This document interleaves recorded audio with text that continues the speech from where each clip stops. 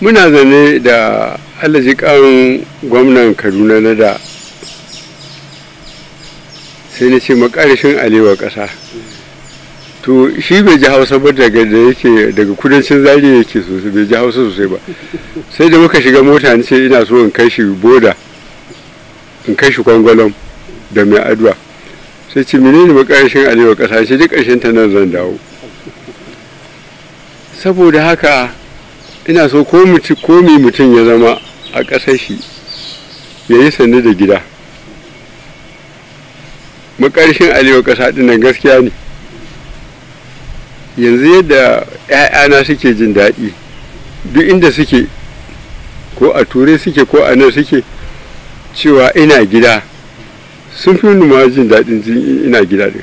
To in zanna bayan na shekara 8 a yadda tsarin mulki ya yadda ina shugaban ƙasa, in tsaya can in gaya musu, in ce musu menene wanda baya a rubuce a kan ƙa'ida, menene shi? Tun da na fito ina jira in gani waye wata magana.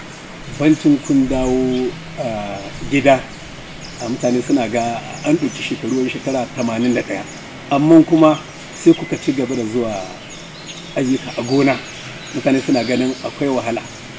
Menene tasirin ƙoƙarin da kuke na ci gaba da zuwa gona duk da shekarunku kuma duk da matsayinku na tsohon shugaban ƙasa? Ina so kun san cikin kuɗin akwai fulani, kun san al'ada, in aka haifi yaro abin da ake bashi a bashi saniya.